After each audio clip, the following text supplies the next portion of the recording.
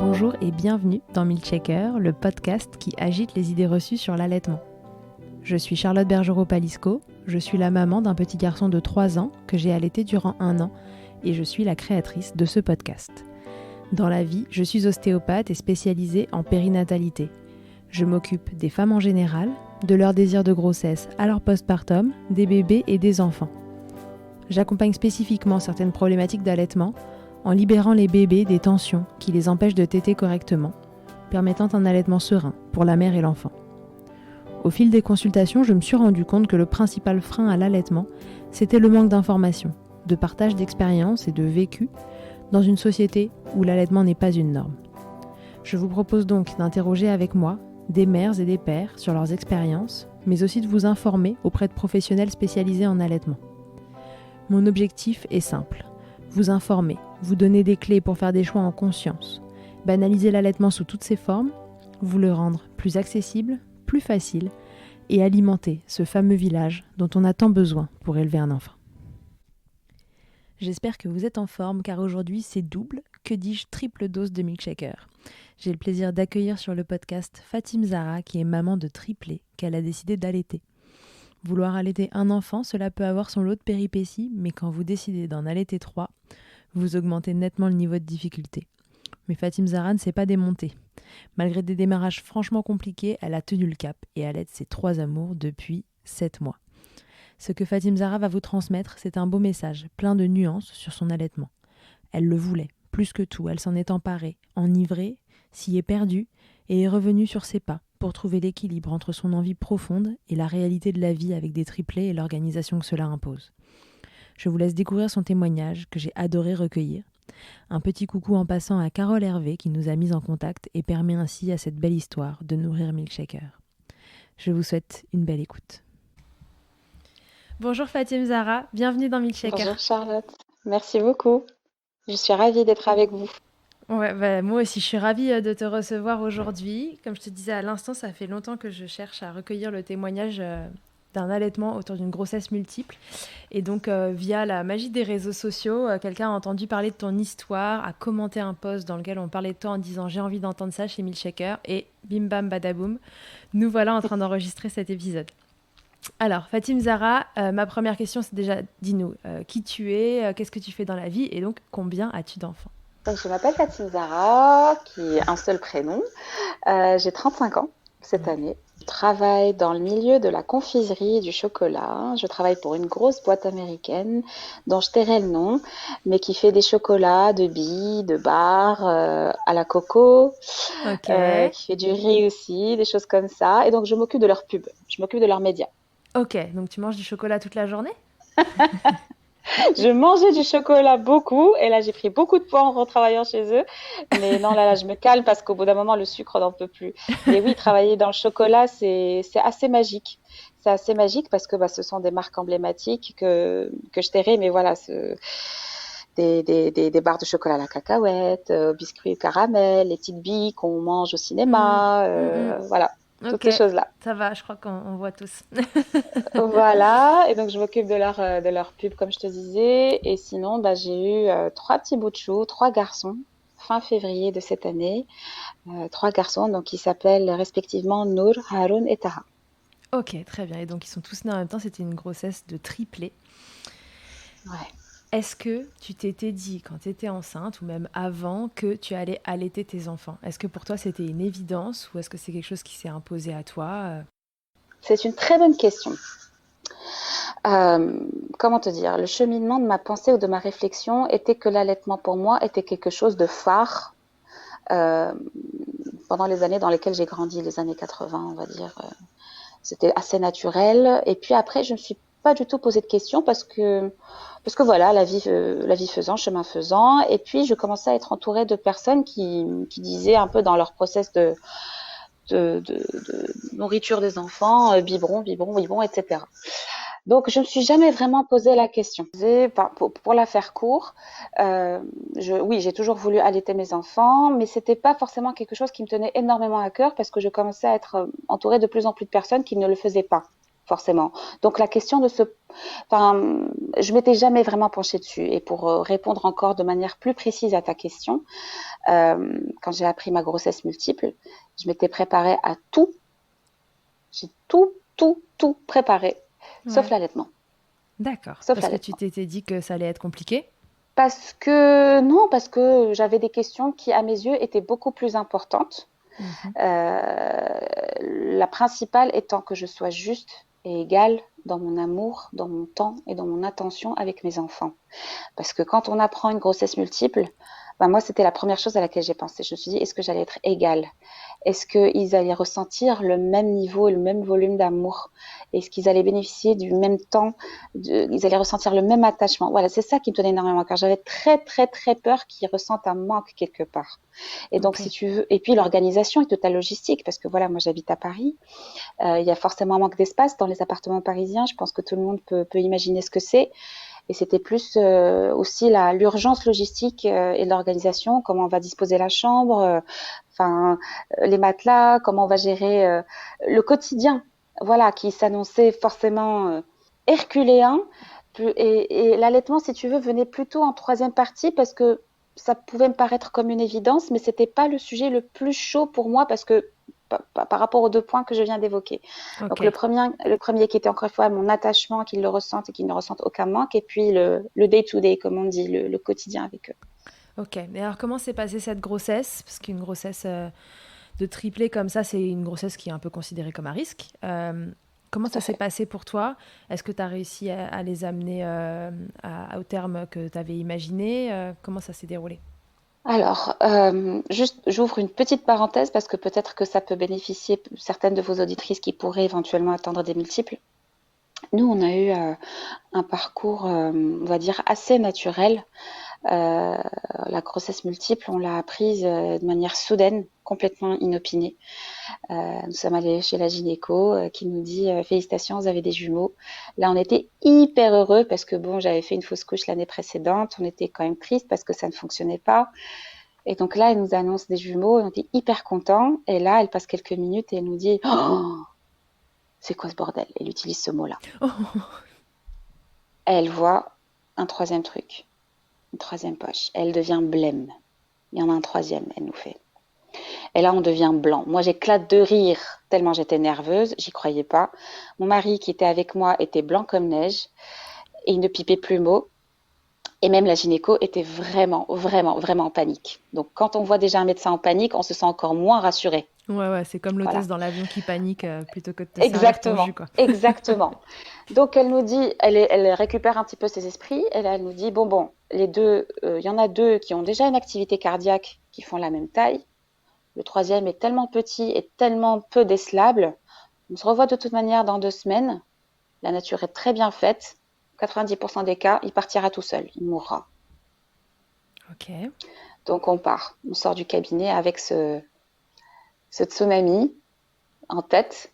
Et on se dit, bon, ben, on va passer 2 semaines peut-être à penser à autre chose. Et de toute manière, on saura tout dans les 2 semaines à venir. On repart 2 semaines chez elle. On refait l'écho. Et le troisième a récupéré les autres en termes de taille. Il faisait exactement la même taille que ses autres frères, avec une activité cardiaque. J'étais Ok. déjà à 8 semaines. Donc Donc il là, était c'est bien parti. installé, il était là.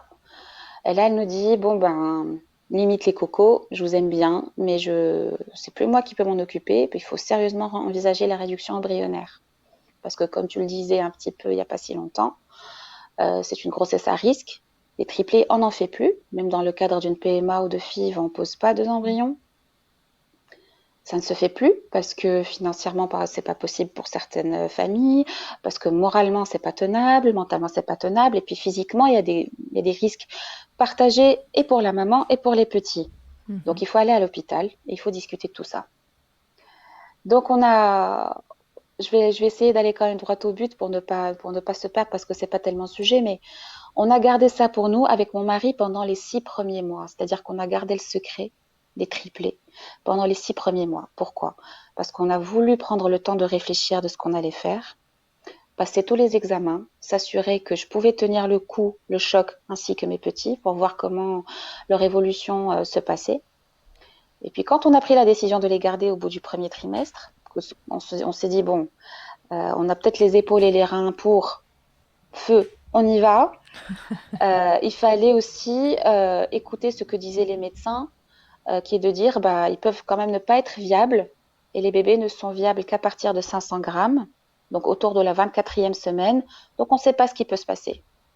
Donc on a vécu quand même le deuxième trimestre en serrant les dents et en serrant les fesses parce qu'on ne savait pas ce qui allait se passer. Donc on a gardé cette nouvelle pour nous pendant 6 mois. Non mais attends, t'as gardé la nouvelle de la grossesse ou de la grossesse multiple? Les deux. Ah, les La deux. grossesse multiple, évidemment.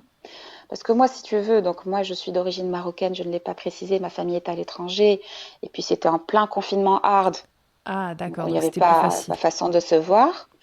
Donc on était tous en télétravail à la maison, on ne recevait personne, donc bon, il n'y avait pas lieu que ça se voyait non plus, quoi. Ok, d'accord. Donc on a Donc vécu on avec arrive ce à grand 6 mois là. secret-là jusqu'à 6 mois. 6 mois, et pendant ces 6 mois-là, donc quand tu as une grossesse multiple, bah, tu vas faire des checks tous les 15 jours à l'hôpital.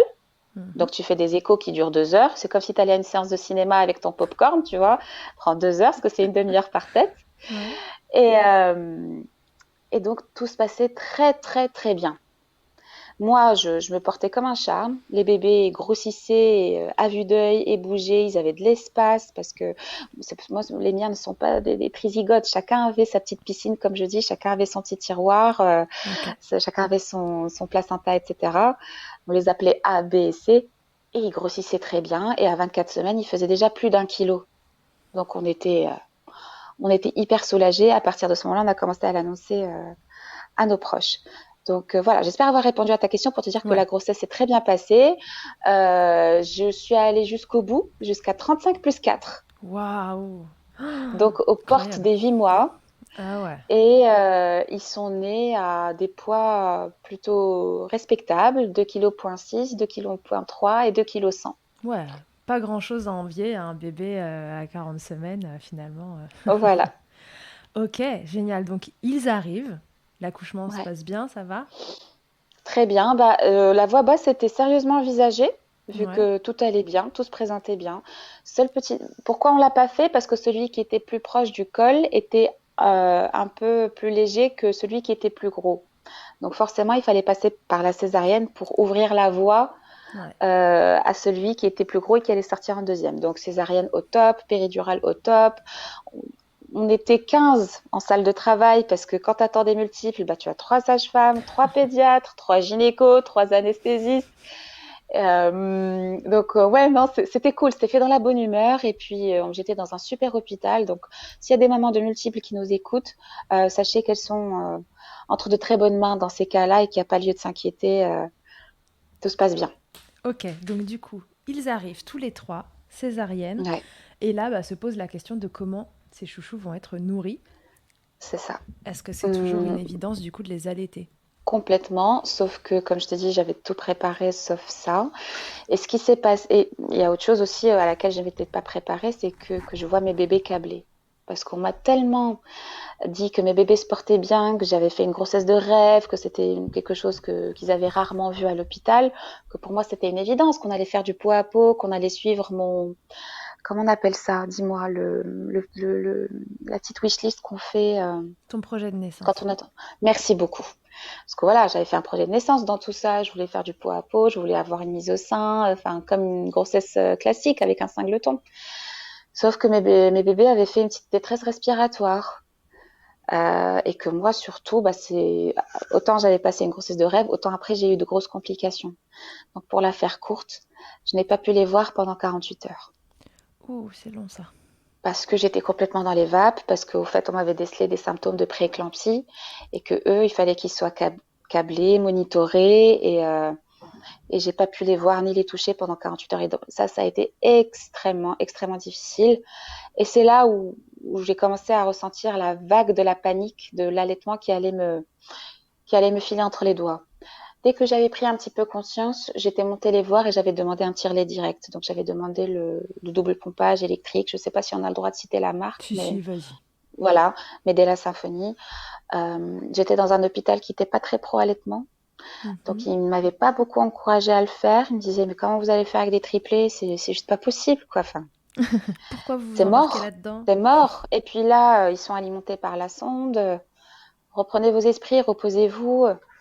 D'un côté, ils n'avaient pas tort, mais de l'autre, ça faisait partie de mon projet de naissance Ouais, et toi, t'y tenais, t'aurais aimé à ce moment-là qu'on t'encourage. beaucoup, mais il n'y avait pas forcément un grand soutien là-dessus. Donc, je prends mon tire-lait et je commence à tirer, sachant que j'avais encore une tension à 19. J'avais encore énormément de protéines dans les urines. J'étais pas dans un état génial et rien ne sortait. Rien ne sortait, rien ne sortait. Tu t'étais renseigné au sujet de l'allaitement avant? T'avais pris quelques infos justement pour demander ce tire-lait et te dire, oh là, mais il faut que je mette en place ce truc-là, etc. Complètement. Je savais que la taille des tétrelles jouait. Je savais qu'il fallait un double pompage électrique. Enfin, tout ça, j'étais au clair. Je m'étais même inscrite sur un groupe Facebook d'allaitement de jumeaux et plus. Donc, j'étais calée sur les coussins, sur les positions, sur beaucoup de choses. D'accord. Euh, L'hôpital décide de nous renvoyer gentiment de l'hôpital parce qu'ils ont considéré que nos bébés se portaient bien. Donc, on nous a gentiment transférés dans une autre maternité à Paris. Et donc, c'est dans cette nouvelle maternité qu'on va y passer un mois. Et c'est là où le parcours de l'allaitement commence vraiment. Parce que là, j'atterris dans une maternité qui est pro-allaitement. Donc ça, c'est hyper cool. Mhm. Il y a beaucoup plus de moyens. Donc, ils avaient des tire-laits partout, des Medela Symphonie partout. Donc, au top. Ouais. Sauf que rien ne sortait chez moi. Mais je mettais quand même mes bébés au sein. À chaque fois qu'ils étaient réveillés, je descendais les voir en néonatologie et je les mettais au sein. Sauf qu'à l'hôpital, comme tout le monde sait, surtout pour des prématurés et pour des multiples, il y a la pesée. La pesée avant la tétée et après la tétée. Et moi, ce qui m'a achevée, c'était ça. C'était, j'avais l'impression qu'ils tétaient, je passais du temps, 20 minutes avec chacun, 30 minutes, je calculais pas jusqu'à ce qu'ils soient repus. On les pesait avant et après, je voyais 10 grammes de prix, 20 Ouais. grammes de prix, max. Et c'était tout le temps ça. Et je descendais 8 fois par jour, pour ne pas dire 10, sachant qu'à côté, j'avais mes monitos de tension et je tirais après. Donc, tu peux imaginer Tu le faisais plus volume que ça. titanesque de tétée. Je faisais que ça, que ça, que ça, que ça. Et ça ne prenait pas. Ça Pendant sortait combien pas. de temps il se passe rien? C'est-à-dire que tu tires, tu leur proposes au sein et ça n'avance pas. Je tirais des quantités ridicules. Je tirais maximum 30. Et à la tétée, pareil, ils prenaient 10, 5, 20. Et au bout d'un moment, les puéricultrices m'ont dit ça sert à rien, vous n'y arriverez jamais. Vous n'y arriverez jamais. Oubliez, on va mettre un biberon. Et puis, il Mm. faut mettre les tétines parce qu'ils ont un énorme besoin de succion, parce que ça faisait aussi partie de mon projet de naissance. Pas de tétine, pas de biberon, on fait la cup ou le dalle, etc. Non, non, non, mais c'est trop compliqué.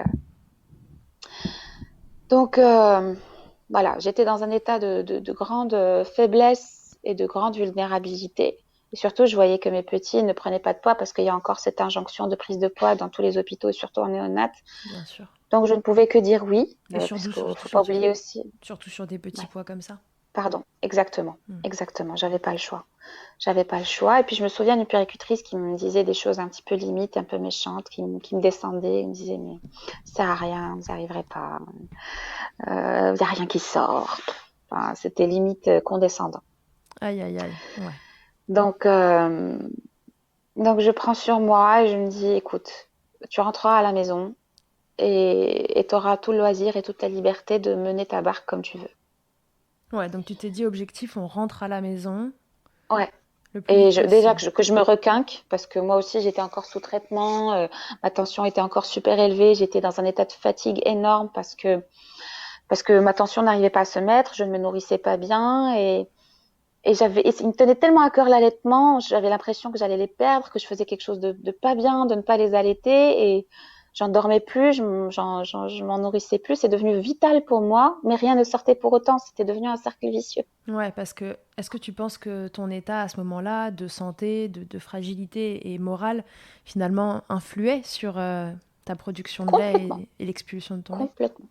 Complètement, parce que eux, forcément, ils sont nés avec le réflexe de succion. Ils t'étaient bien parce qu'il y avait une consultante en lactation, enfin du moins des sages-femmes qui s'y connaissaient en allaitement, qui m'avaient bien confirmé qu'ils étaient bien positionnés, qu'ils avaient la bonne succion, tout ça. Et pour autant, Ça bref, sortait pas. ça sortait pas, et je me suis sentie impuissante. Je me suis sentie nulle. Je me suis sentie pas mère. Je me détestais. Je me haïssais. Je me dis, je suis pas capable. Je les ai portés. Je suis pas capable de les nourrir. C'était un de mes cauchemars. Bref, on était en plein dedans et je me suis dit, bon, ressaisis-toi. Ta santé n'est pas au top. Commence par ça. Tu rentreras chez toi et on verra comment ça se passe. L'essentiel, effectivement, c'est qu'on sorte, qu'il récupère du poids et advienne que pourra après. À ce moment-là, tu prends conscience de l'importance que ça a pour toi, plus que ce que tu avais imaginé encore? C'était devenu une obsession. Je ne parlais que de ça. Euh, C'était devenu douloureux à tel point que j'en pleurais dans les bras de sages-femmes, hommes et femmes que je croisais. J'étais devenue connue dans tout le service de la folle, entre guillemets, qui voulait absolument allaiter ses triplés. Oh. Même la chef de service de la pédiatrie venait me voir et me fait, Madame, il faut un peu se calmer, là, c'est bon, ils se portent bien, ils sont nourris, ça va, c'est pas grave. Mais c'est devenu une lubie. Pour toi, c'était grave. Ouais. Parce que, bon, j'ouvre une toute petite parenthèse, mais pendant ma grossesse, j'avais rêvé que je donnais le sein et que rien ne sortait. Ah. Et que le bébé, comme s'il dépérissait entre mes bras. Oh. Donc ce cauchemar-là est resté en tête et c'est comme s'il se matérialisait. Enfin bref, voilà, je ferme cette parenthèse-là, mais donc c'est devenu très très douloureux pour moi, c'est quelque chose que je portais beaucoup. On rentre à la maison, après un mois en néonate, et là je mets tout en place, à savoir que je tire, et il y a des choses qui commencent à sortir, que je donne, que je complète au biberon, parce que finalement on était parti sur un allaitement mixte, qui est que je tire et je donne le sein. Donc, quand il fallait nourrir les bébés, je mettais au sein, je prenais A par exemple, que je mettais au sein, il restait 20 minutes parce qu'il faut quand même à la maison qu'on rythme un petit peu les choses. Avec 3, nous étions un petit peu obligés. 20 minutes au sein et on complémente au biberon pour vraiment s'assurer qu'il prenait entre guillemets ses rations parce qu'on avait encore la balance à la maison et voilà, c'était difficile de s'en écarter. À ce moment-là, les compléments, tu les donnes de ton lait maternel et les quantités que tu produis suffisent à les nourrir ou non, on est avec des préparations commerciales pour nourrissons pour Tout à fait, compléter, c'est ça? tout à fait, tout à fait. Et donc, au fur et à mesure, ben, il t'était de mieux en mieux, de plus en plus, mais on gardait quand même les biberons. Donc, après, voilà, le premier mois passe, on reste sur ce rythme-là, le deuxième mois passe aussi. Mais au niveau de mes tirages, je trouve que les tirages après tété ne donnaient pas grand-chose. Et puis surtout, j'étais quand même toujours très, très fatiguée. Et c'est là où je prends contact avec la consultante en lactation que nous connaissons, donc Carole. Donc je la contacte et je lui dis voilà un peu ma situation, maman triplée, voilà mon projet qui me tient énormément à cœur. Voilà les tirages que j'ai après chaque tétée, j'avais à peine 50, 70 grand maximum. Qu'est-ce que je dois faire? Elle me fait voilà en gros il n'y a pas de secret, il faut tirer le triple de ce qu'une maman d'un single doit faire, c'est-à-dire au lieu de tirer 8 fois par jour, bah, tu dois tirer 24. Je disais mais en plus des 15 tétées que je donne par jour, c'est juste énorme. infaisable. C'est infaisable parce qu'on était sur 4-5 TT groupés, multiplié par 3, ça fait 15-20 TT, plus 24 tirages. Enfin, il faut se calmer un moment. Bah, faut Faut se faire gonfler calmer. le nombre d'heures dans la journée, quoi. Trouver une Exactement. Et puis, solution. il faut revenir sur Terre. Il faut revenir sur Terre parce qu'à un moment, peut-être que je suis rentrée dans dans un délire de performance. Il faut appeler un chat un chat. Parce que fallait peut-être aussi que je redescende sur Terre, que je me rende compte que voilà, le but, c'est quand même que je nourrisse mes petits et que je passe de bons moments avec eux parce que je suis leur maman et qu'il n'y a peut-être pas que ça. Ouais, Et que c'est pas grave. d'autres façons de passer de bons moments. Et que c'est peut-être pas grave. Et que je peux faire ce que je peux et après, ben, c'est pas grave. Et c'était le discours de Carole qui m'a fait énormément de bien, qui m'a aussi introduit le principe des tétés câlins que je ne connaissais pas. Tu peux proposer le sein quand tu veux, parce que voilà, il y a ce truc-là à l'hôpital aussi qui te dit, bah, faut nourrir le bébé toutes les 4 heures ou toutes les 3 heures. Fait, voilà, toi, c'est open bar. Dès que tu as envie de donner le sein parce que tu fais un câlin ou quoi, vas-y. Et on était parti sur ça. Donc, j'ai arrêté les tirages. Je pouvais plus voir un tire-lait parce que ça me rappelait de trop mauvais souvenirs.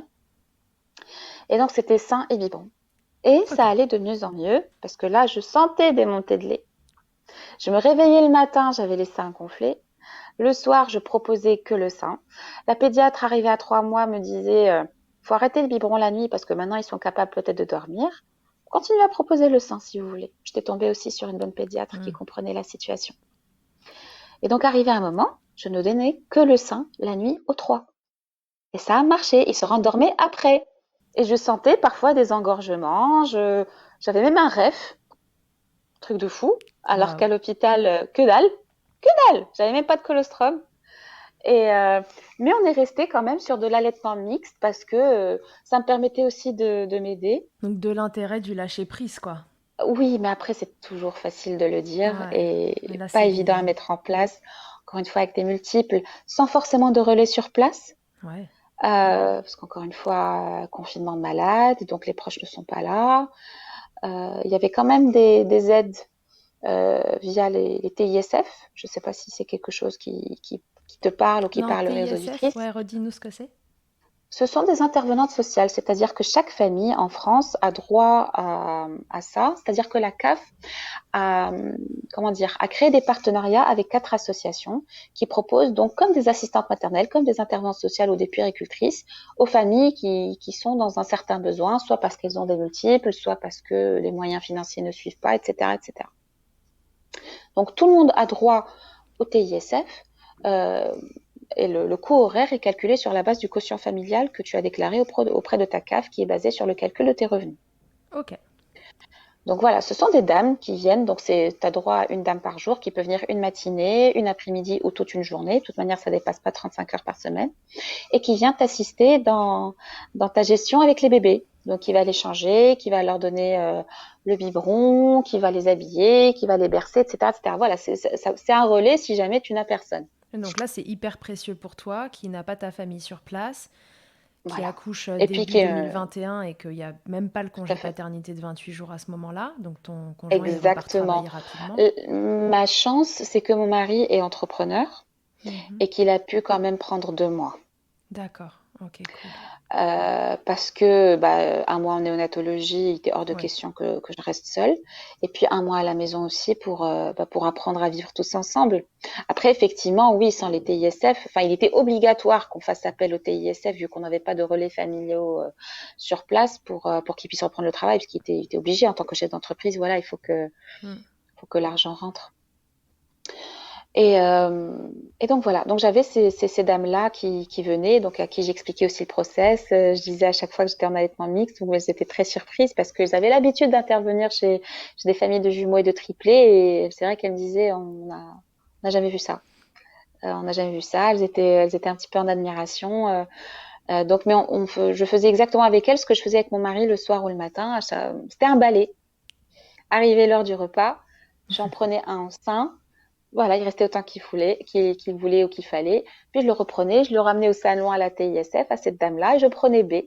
Le balai recommençait. T'étais encore, elle redonnait le biberon, le petit complément, qu'il le prenne ou pas, qu'il le finisse ou pas, pas de souci. Et c'est pareil. Et c'était ainsi, jusqu'à 6 mois et demi. Ok. Et alors, tu dis à un moment, en fait, t'es passé sur de l'allaitement exclusif. Ils n'ont plus eu besoin que de ton Le sein. soir, Le la nuit. soir. D'accord. La Ok. nuit, la nuit, exactement. On était sur du pur exclusif parce qu'il y avait aussi l'idée qu'ils commencent à apprendre à faire leur nuit et qu'ils n'aient pas besoin de biberon entre guillemets pour s'endormir. Donc je me suis dit feu, on va miser sur ça. Et donc je ne donnais que le sein la nuit. Ok. Au milieu de toutes ces histoires de démarrage compliqué, de il n'y a pas de lait qui arrive, etc., et du stress que ça t'a généré, Ouais. tu disais tout à l'heure que tes bébés t'étaient bien, t'avais pas de douleur du tout, il n'y avait pas ça qui est venu se surajouter comme problème? Si, si, parce que c'était aussi là où Carole m'a énormément aidée. C'est que j'ai commencé à sentir, enfin ça me faisait mal. J'ai commencé à avoir des douleurs et puis après les tétés, je remarquais que la forme de mon téton était très bizarre. Ah, Très bizarre. Elle était un peu, comme un couteau. ouais, un peu Elle biseauté. gardait pas sa tête exactement. Mais voilà, c'était pas un téton rond normal qui sortait, Mhm, ça avait limite une forme triangulaire et je voyais j'entendais que mon bébé faisait comme un claquement de langue. Enfin, que mhm. mes bébés, les trois d'ailleurs, faisaient un claquement de langue. Et puis je commençais à souffrir. Et donc c'est là aussi Carole m'a aidée. Elle m'a dit, bon, regarde un petit peu ce que dit ton pédiatre.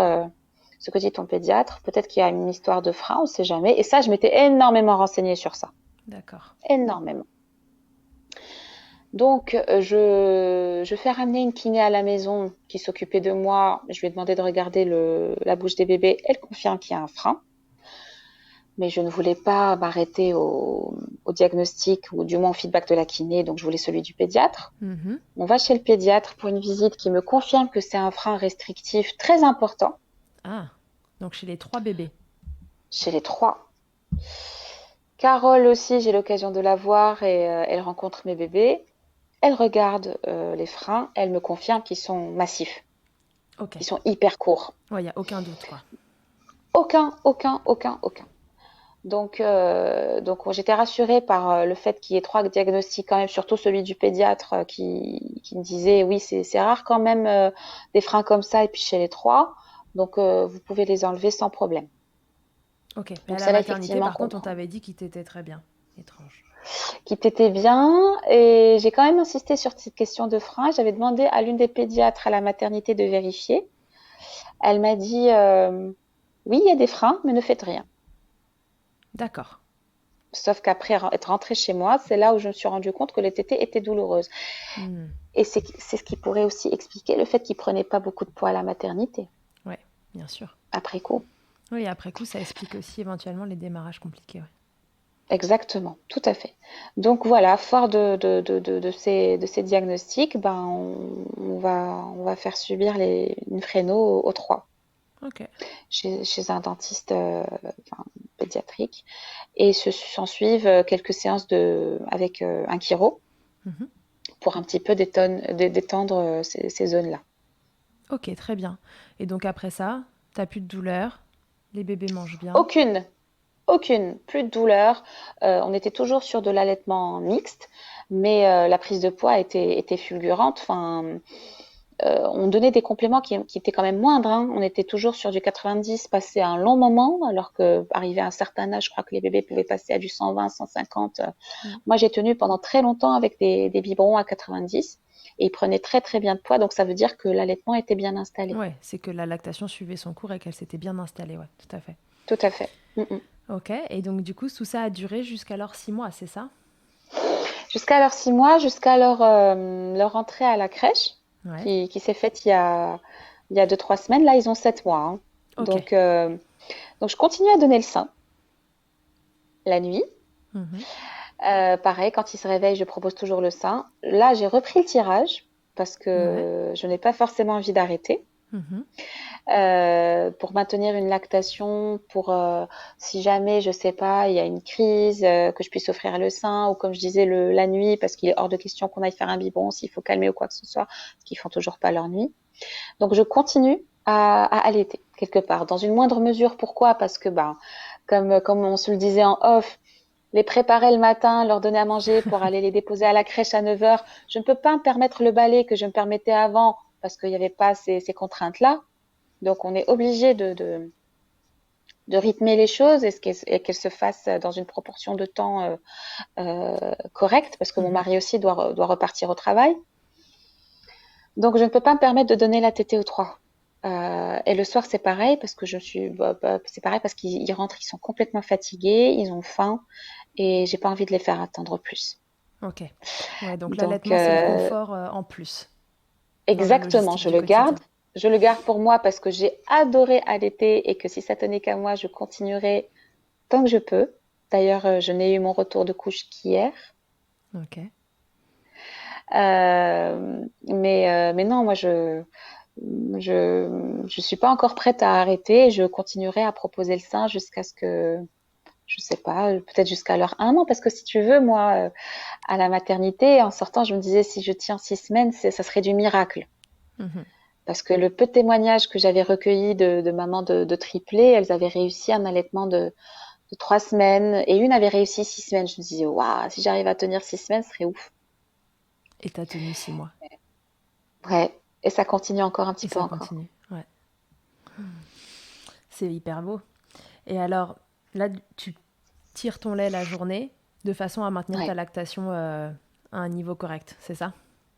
C'est ça. Dans le sens où maintenant, j'essaie de leur donner euh, un biberon de mon lait chaque jour. Ok, Donc le soir, enfin, chacun prend 240 de mon lait. d'accord. Ouais, le lait que tu tires la journée permet de faire les biberons quand C'est ils ça, arrivent le soir. c'est ça. Ok, le papa dans tout ça, quelle place il a eu dans cet allaitement? Quelle place Il il a a toujours été, pour moi? bien sûr, il a été d'un énorme soutien. Il a été d'un énorme soutien, quand bien même c'est quelqu'un qui n'a pas été baigné dans un environnement pro-allaitement. Il n'a pas été allaité lui-même. Donc c'est pas quelque chose qui lui tenait à cœur ou qui avait déteint sur lui d'une manière ou d'une autre. Mhm. Mais je lui en avais parlé pendant ma grossesse et il a bien vu que c'était quelque chose qui me tenait à cœur et puis je lui avais parlé du pot à pot, etc. Et donc je lui dis, s'il te plaît, s'il y a une chose sur laquelle tu ne lâcheras pas, s'il te plaît, à la maternité, ne lâche pas, ne lâche pas, ne lâche pas, c'est le sein. S'il te plaît, j'y tiens, ne lâche pas. Il m'a dit, ok, je promis, je lâche pas. Et comment il a vécu cette période alors où toi t'étais devenu complètement focus là-dessus et que là-dessus et tu vivais pour allaiter tes bébés et t'allais pas super bien? Comment il a tenu lui face à ça? Qu'est-ce qu'il te disait? Il était là heureusement qu'il était là parce que pour me redonner la raison. Parce qu'il m'a dit, bon, bah, en gros, s'il te plaît, prends soin de toi parce que là, tu as atteint un état de fatigue immense. Euh, c'est malsain ce qui se passe. Souffle, les bébés vont manquer de rien. Et c'est lui qui m'a dit, à la maison, on fait ce qu'on veut. Donc, il était là pour me donner raison et pour me soulager, pour m'épauler. Euh, Parce que il était hors de question que je pose plus parce que c'était devenu dangereux pour moi. Ouais. D'un moment, il a remis le curseur là où il fallait, à savoir à l'équilibre Exactement, entre maman et bébé. tout à fait. Et ta famille, vos familles, qui en plus ont Par été au rapport courant à à peu près 3 mois avant que déjà que t'allais accoucher de triplé. ma, ma fa- par rapport à l'allaitement, Ouais, par rapport à l'allaitement, comment ils sont pas ils prêts sont déjà. ils sont sur les fesses. On va pas se mentir, ils sont sur les fesses, ils ne comprennent pas. Ils ne comprennent pas. Ma mère, elle me dit, mais je sais pas comment tu fais, ma belle-mère encore plus, parce que voilà, chacun son histoire et je respecte les avis et les opinions de chacun. Mais ma belle-mère n'a pas allaité ses enfants et, euh, et extrêmement surprise. En plus, enfin, après coup, après l'accouchement, tout ça, mes beaux-parents ont eu l'occasion de venir. Elle m'a vu faire une co-tétée parce que je faisais des co-tétés. Hmm. Elle avait les yeux comme ça, elle comprenait pas que t'es une warrior. Je suis très admirative parce que quand même, avec un, on choisit aussi de ne pas allaiter, mais avec trois, il était évident que la question ne se pose même pas. Donc non, de ce côté-là, j'ai beaucoup d'encouragement et d'admiration, enfin surtout d'admiration, Ouais, c'est de l'étonnement, mais côté positif. très très positif, très positif. Ta maman à toi, t'avais allaité? Elle m'a allaité, mais pas très longtemps, je crois.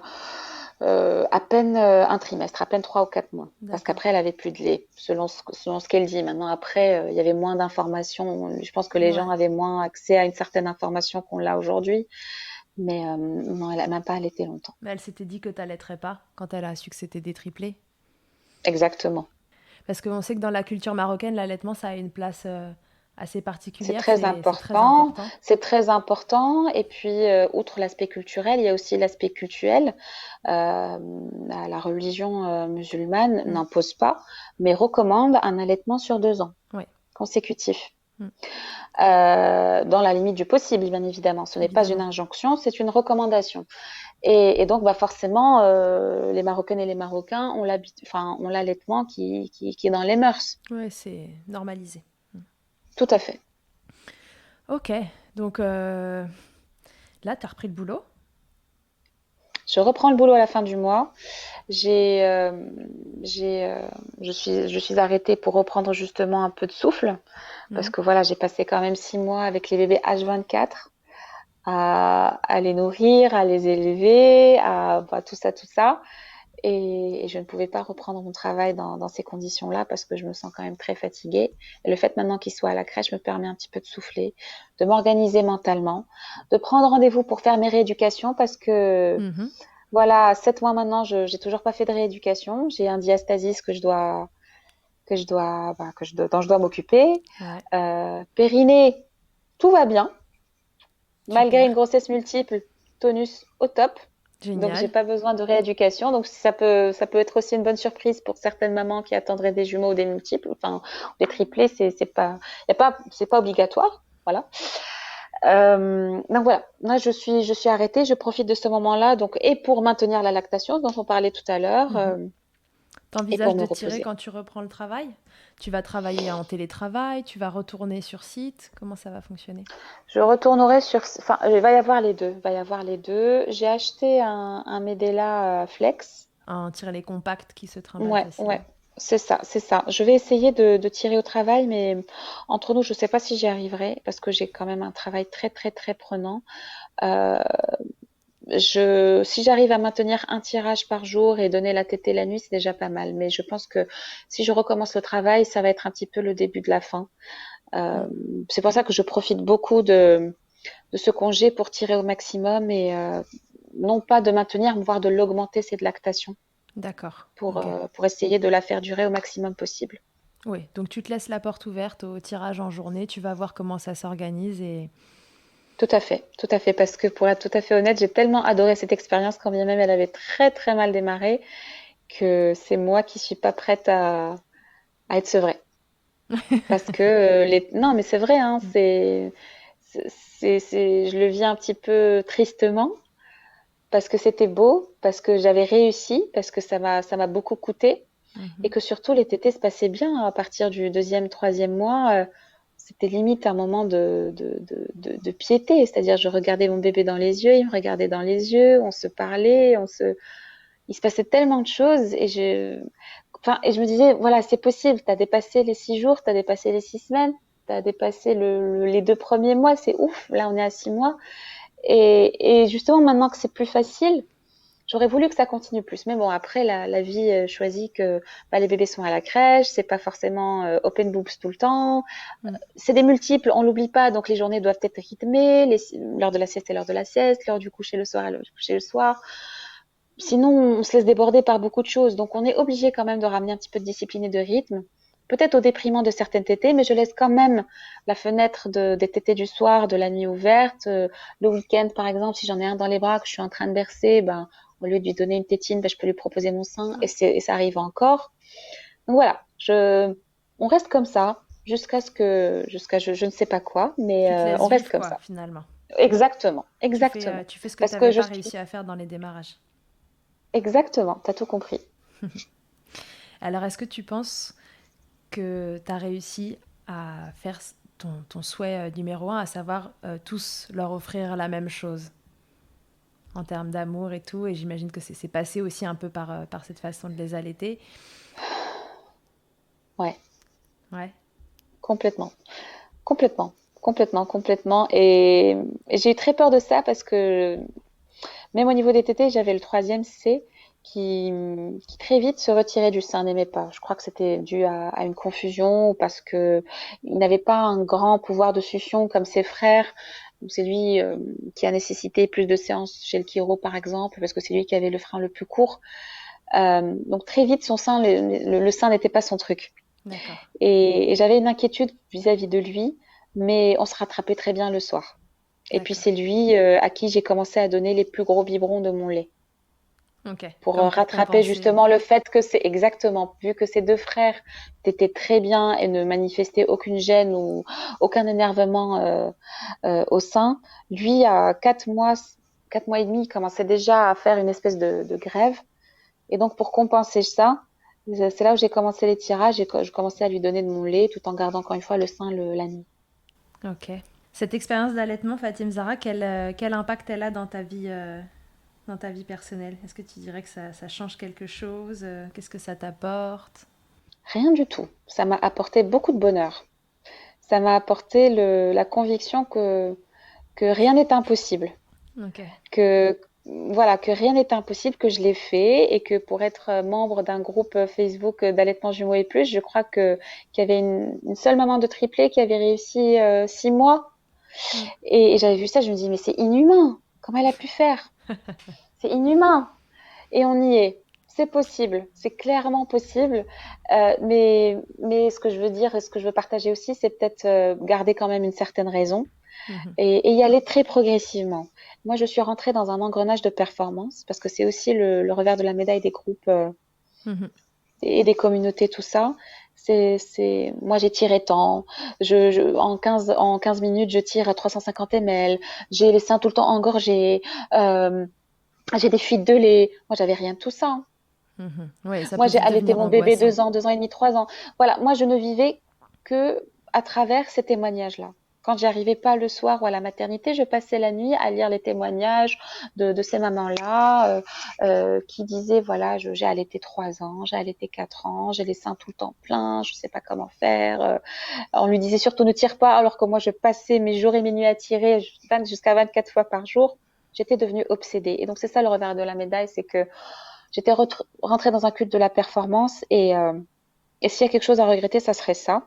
Et j'aurais dû plus garder raison et savourer un petit peu plus et me dire c'est pas grave, il faut y aller en progressif, c'est pas grave. Il aurait fallu que je me fasse un peu plus confiance. Mhm. Mais voilà, je suis aussi d'un naturel nerveux Mhm. et voilà, c'est pas très étonnant de ma part.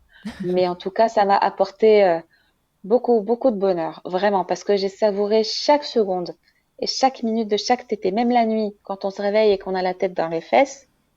Eh ben, j'avais les yeux grands ouverts et je savourais chaque moment où je donnais le sein au bébé qui n'allait pas bien ou qui le réclamait d'une façon ou d'une autre. Ok. Voilà, donc Alors, que si du tu bon. devais donner un conseil aux mamans qui nous écoutent et qui seront peut-être, seront ou sont dans ta situation, à savoir une grossesse multiple, c'est quoi ton meilleur conseil? C'est ça, Voilà. c'est d'essayer de se faire confiance et de pas trop regarder ce qui se passe autour non plus. Ouais, c'est que j'ai appris vers le tard que il y a des femmes qui donnent le sein, qui ont allaité très longtemps et qui, au tirage par exemple, ne sont pas aussi performantes entre guillemets, mais si je déteste ce terme-là, mais je n'en vois pas un autre que les tétées normales, Mm. naturelles. Voilà, tu ne tires pas de la même façon via un Medela ou peu importe qu'un bébé le fait. Donc c'est D'accord. pas la même stipulation. Donc ça, par exemple, je ne le savais pas. C'est pas parce que tu tires 30 ml que ton bébé va téter 30 ml. Ça se trouve, il tète beaucoup plus. Mhm. Ça, il y a ça aussi que j'aurais voulu savoir avant, qui m'aurait épargné beaucoup de choses. Mais voilà, c'est de se faire confiance et de prendre soin de soi, surtout parce qu'il faut pas oublier qu'on a porté des bébés et que même si dans mon cas, la grossesse s'est bien passée, mais il y a quand même toujours une inquiétude et une chape de plomb énorme, ce que je te disais un petit peu en introduction, on ne sait pas s'ils sont viables ou pas, etc. Donc il faut aussi se remettre de tout ça. Et c'est pas grave s'il n'y a pas d'allaitement au début, ben il y aura après. Du moment que tu proposes le sein tout le temps, tout le temps, tout le temps au bébé, et c'est là où le concept de tété câlin m'a énormément plu et qui m'avait été proposé par Carole, parce que moi justement je ne voyais le sein que comme un élément nutritif, comme un moyen nutritif. Alors c'est bien évidemment au-delà de tout ça, mais après voilà, je l'ai Mhm. appris sur le tas. C'est ce qui m'a permis aussi que la lactation se mette en place avec l'ocytocine, tout ça. Donc il y a ces deux conseils-là. Prendre soin de soi, c'est hyper important. Ne pas rentrer dans un culte de performance, parce que j'étais en plein dedans, ça m'a obsédée, ça m'a gâché mon allaitement, parce que je ne voyais que ça, et limite, je m'occupais plus de mes bébés, enfin, je voulais même pas les changer, j'étais là que pour donner le sein. Ouais. Enfin, ça n'a plus aucun sens au bout d'un moment. Ça n'avait plus aucun sens. Ouais, tu t'étais perdue dans les méandres de l'allaitement et voilà, tu leur dirais, oubliez pas de garder le cap et le cap, c'est vos bébés et Vous c'est avez des vous, quoi. bébés en Mm. bonne santé, prenez-en soin, aimez-les, embrassez-les et arrivez chez vous. Là, vous faites ce que vous voulez et petit à petit, encore une fois, petit à petit. Et voilà, les tétés, c'est open bar quand vous voulez, c'est pas toutes les 4 heures et ça arrive quoi. Si moi j'y suis arrivée, tu vois, tout le monde peut le faire. Il y a aucune raison. Voilà. Alors, Fatim Zahra, l'interview Fast Milk avant de se quitter, c'est une interview où je te pose des petites questions et tu me réponds un peu, voilà, ce qui te vient spontanément. Alors, qu'est-ce que Mhm. c'est ta tétée la plus insolite? Ma tétée la plus insolite, j'étais toute seule à la maison et j'avais pas de coussin d'allaitement. La TISF était sortie faire une course pour moi et j'avais 2 bébés qui pleuraient, qui avaient très très très très faim. Et donc là, je fais un peu comme je sais pas, un gros chat ou un tigre qui prendrait ses bébés par le cou et qui les mettrait. au sein. J'ai fait ça. Je les ai pris un petit peu parce qu'il fallait que je les manipule. Ouais. Parce qu'il y en avait un troisième à côté aussi. Donc, il fallait voir un petit peu les prendre, un peu comme une tigresse ou une chatte qui mettait ses bébés au sein. Donc, j'ai réussi à faire une côte épée juste avec mes mains, sans coussin d'allaitement, sans nul coussin d'ailleurs. Et ils ont été comme ça pendant 20 minutes, une demi-heure. Quand la TSF est rentrée, elle était ébahie comme ça. Elle m'a dit, est-ce que je peux prendre une photo parce que j'ai jamais vu ça de ma vie. Moi, si je devais en garder une, ça serait celle-là. Tu t'es sentie Comme quoi, animal. il y a un instinct, ouais, il y a un instinct animal qui est là, qui revient, qui est très fort. Et à ce moment-là, tu réfléchis même pas si tu fais mal au bébé ou pas. Tu dis juste, il réclame, il a faim. Je suis toute seule. Il y a 3 bébés qui pleurent. Il faut que je commence à faire quelque chose. Donc là, je l'ai pris un petit peu par son pyjama, là, par le cou, par le dos, et je l'ai mis au sein et sans aucun problème. Nickel. Le truc le plus glamour qu'il t'ait été donné de vivre durant ton allaitement. Ça peut être ironique ou non.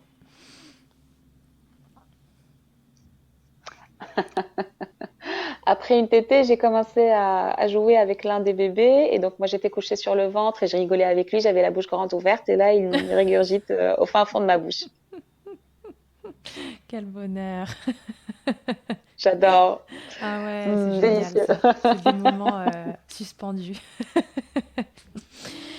Ta position préférée dans le Kama Sutra de l'allaitement, c'est quoi? C'est celle de la tigresse là? Ouais, elle est pas mal celle-là. Elle est pas mal. Je la garderai. Je la Tu garderai nous parce enverras qu'elle une était très photo. instinctive. Elle était très animale. Ouais, ouais, je vous enverrai une photo, clairement. Et si en un mot, tu pouvais me résumer ton allaitement, ce serait quoi?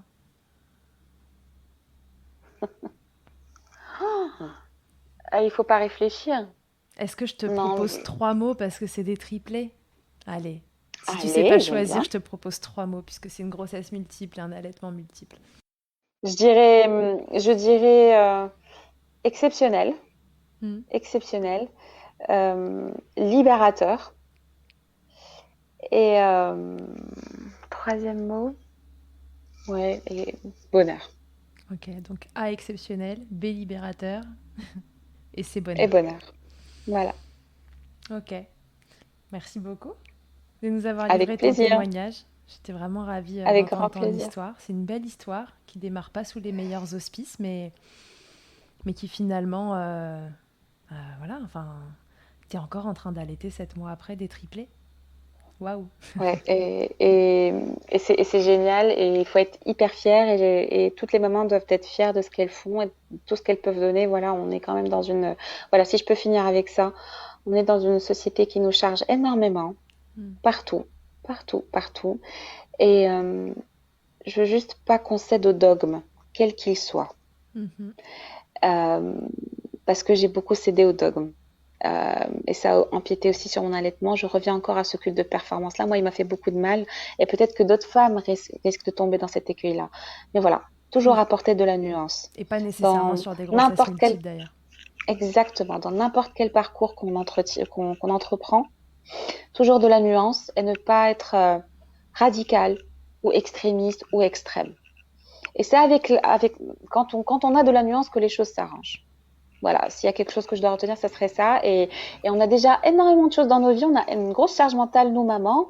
Et, et ça suffit. Hmm. Et il faut être hyper fier de ce qu'on fait et basta, quoi. Ne pas essayer à ressembler aux autres parce qu'on est toutes uniques et on fait un boulot exceptionnel.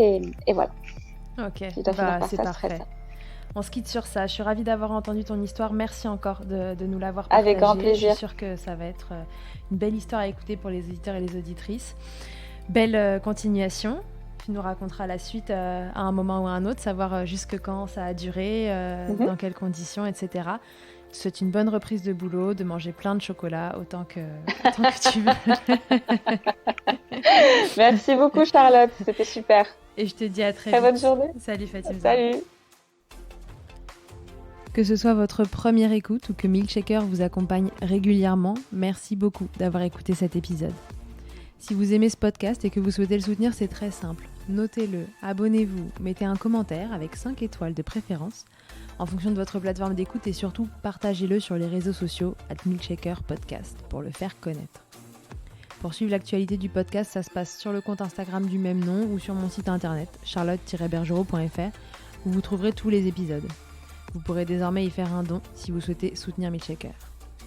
On se quitte encore et toujours avec Emma et son titre Blinded, qu'elle a écrit et composé en collaboration avec Nemen. Je vous dis à très vite pour un nouvel épisode et d'ici là, n'oubliez pas, prenez soin de vous, milkshakez autant que vous le voudrez et bousculons ensemble les idées reçues sur l'allaitement maternel.